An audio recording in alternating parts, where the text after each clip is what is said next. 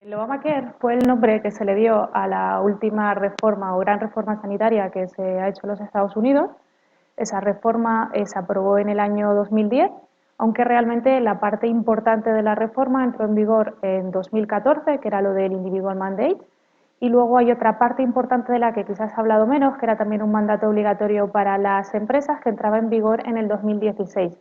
Todavía quedan pequeñas cosas de la reforma por entrar en vigor, pero podemos decir que prácticamente todo el Obamacare o esta reforma sanitaria que llevó a cabo el presidente Obama está ya funcionando. Grandes polémicas realmente con esto fue todo el tema del mandato individual, porque en virtud de él se obligaba a los ciudadanos, quisieran o no, a comprar un seguro. Es decir, el ciudadano ya no podía, en este sistema tan peculiar que tienen los Estados Unidos, decidir si quería bien tener un seguro o, en el caso de que tuviera alguna contingencia sanitaria, asegurarse, sino que directamente se les obligaba a entrar en el sistema. Ese fue uno de los temas controvertidos.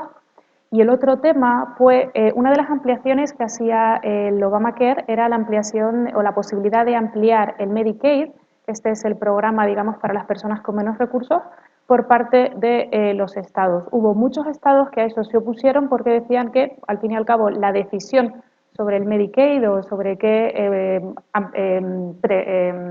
prestaciones que daba el Medicaid la decidían los estados, aunque la financiación fuera estatal, y eso fue el segundo gran asunto, por así decirlo, que llegó a la Corte Suprema de los Estados Unidos.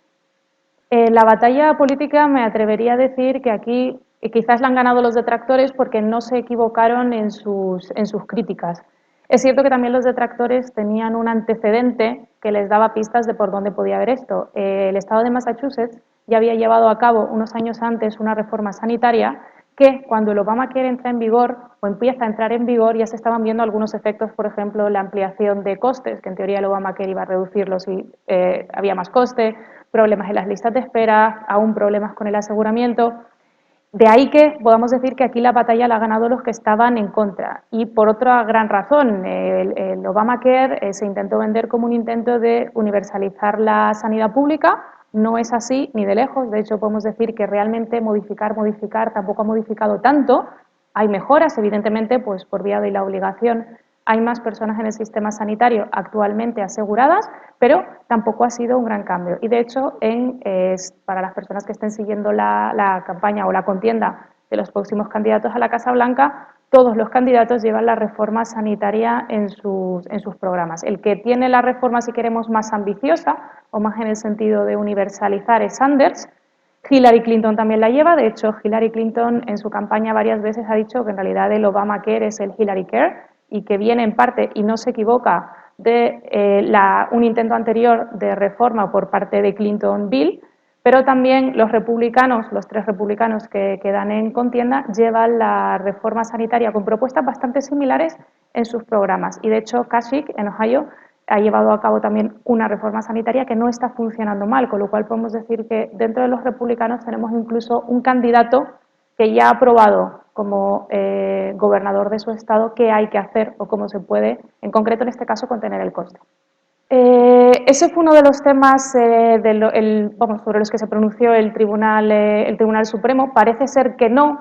Ahora, yo soy de la opinión de que sí, porque lo primero que le quita es la libertad de elección al ciudadano de tenerlo. Es cierto que podemos decir, si el sistema fuera de single payer, que en realidad es lo que quiere Sanders, un sistema a la europea, de alguna manera también te puede quitar la obligación de elegir. Correcto, pero es que ellos no tenían un sistema de single payer, tampoco tenían un sistema de cobertura universal como nosotros, ellos tenían un sistema básicamente basado en la elección y con unos principios distintos que son los de su Constitución. Su Constitución se basa en la consecución del welfare, que tampoco tenemos que confundir exactamente con nuestro sistema social. Yo sí creo que ha lesionado, o vamos a decir ha mutado, porque pueden ser distintas formas de entenderlo, lo que entendía la Constitución norteamericana por la libertad de elección del individuo, porque ahora ya no puede elegir. O sea, vía impuestos y vía multas, si no quiere entrar en el sistema, se le hace entrar. A ver, en temas de salud, yo sí creo que en Estados Unidos falta una idea de que invertir en salud también es invertir incluso en crecimiento del Estado. Es algo que en Europa ya lo tenemos muy asumido, también llevamos 100 años de adelanto en esto.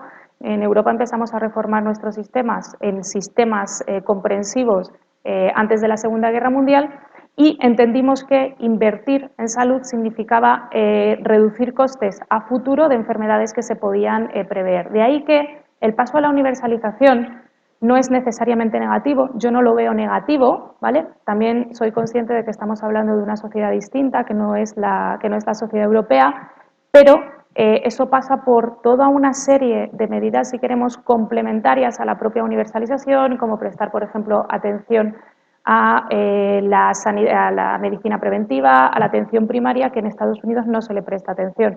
Entonces, si no prestamos atención a lo que verdaderamente puede suponer a largo plazo o a medio o largo plazo una disminución de costes, cualquier reforma que lleven a cabo, desde mi punto de vista, es muy difícil que funcione.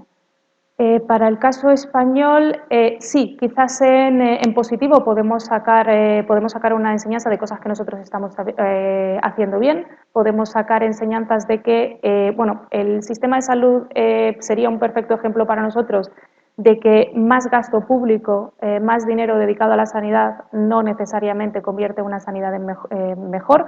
Actualmente Estados Unidos dedica aproximadamente un 16% del PIB a la sanidad. Si yo no he mirado mal el dato, en España el último dato es del 5,6.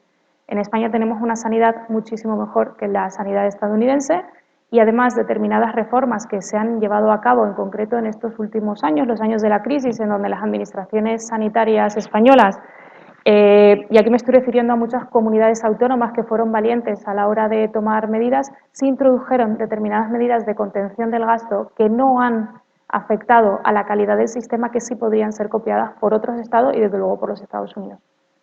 En materia sanitaria quizás deberíamos de aceptar, por lo que yo decía antes, por considerarlo una inversión a futuro para reducir costes, un modelo público. Ahora yo soy partidaria de un modelo público con gestión privada. ¿Por qué? Porque eso permite una mayor competencia, sobre todo en costes, a la hora de prestar servicios sanitarios sin que se vea afectada la calidad.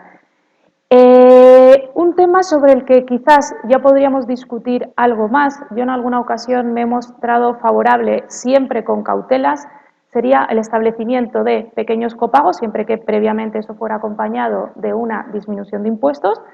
Disminuyo impuestos, bajo esa parte vía impuestos que está pagando el individuo y les hago o les establezco un pequeño copago solo por lo que utilicen, de tal forma que el individuo que no utilizara el sistema sanitario público pagaría una mínima parte, que sería básicamente la destinada a la asistencia no contributiva para aquellas personas que estén en el umbral de la pobreza, por debajo del umbral de la pobreza, que puedan ser atendidas.